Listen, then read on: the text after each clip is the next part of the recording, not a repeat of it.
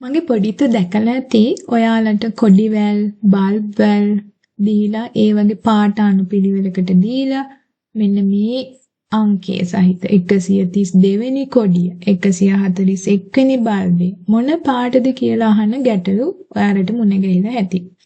ඒකත් ඉක්මනින්ම හදන ක්‍රමයක් කියලා දෙන්නයි මම යන්නේ. අපි හිතමු ඔයා ගාව තියෙන කොඩිවැලක් මෙන්න මෙහෙම එල්ලලා තියෙනවා. ඒකේ පළවෙනි කොඩිය නිල් පාටයි, දෙවෙනි කොඩිය පහ පාටයි, තුන්වෙනි කොඩිය කොළ පාටයි, හතරවෙනි එක සුදු පාටයි. මේ වගේ කොඩි වැලක් ඔයා ගාව මෙහෙම මාරුවෙන් මාරුවට දැන් කොඩි හතර ආපහු වෙනවා නිල්, කහ, කොළ, සුදු. ওই විදිහට කොඩි වැලක් තියෙනවා. අනුපිළිවෙලට තමයි දැන් මේ කොඩි තියෙන්නේ. අපෙන් අහනවා මේ කොඩි වැලේ 123 වෙනි කොඩිය මොන පාටද කියලා. ඉතින් ඔයා 123ක් කොඩිය අඳිනවද මේක හදන්න? එහෙම වුණොත් ඉතින් පේපර් එකේ මේක විතරයි කරන්න වෙන්නේ නේද? මොකක්ද ඔයාලා භාවිතා කරන ක්‍රමය? අපිට පුළුවන් බලමුද කරන පිළිවෙල? ඉස්සෙල්ලාම ඔයාලා කරන්න ඕනේ මේ පාට ටික පිළිවෙලට ලියා ගන්නවා. දැන් අපි ලියලානේ මෙතන තියෙන්නේ නිල්, කහ, කොළ, සුදු. ඒකට අපි අංක 1 ඉඳලා ඉලක්කම් දානවා. ඔයා ලියාගත්ත කොඩි ටිකට අංක දාගන්නවා පිළිවෙලට. හැබැයි අන්තිම පාටට අපි දාන්නේ බිංදුව. මේක හොඳින් මතක තියාගන්න.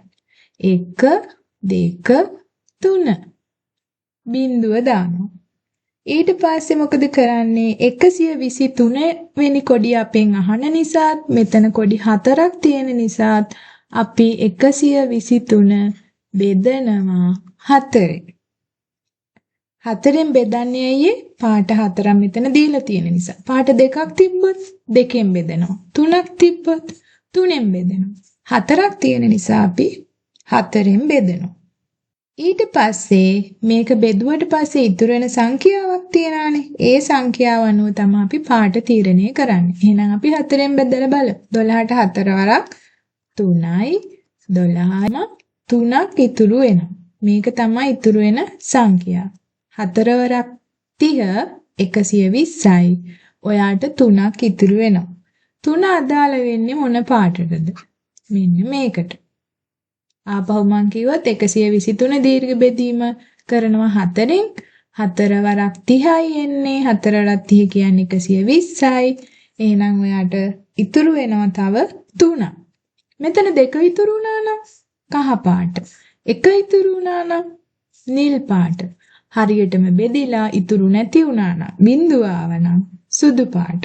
ඔන්න ඔහොමයි ඔයාලා කොඩියේ අනුපිළිවෙල පාට දීලා තිබුණාම කොළ පාටයි. එහෙනම් මගේ පුතාලට පුළුවන් හොයන්න 155 වෙනි කොඩිය මොකද්ද? 171 වෙනි කොඩිය මොකද්ද?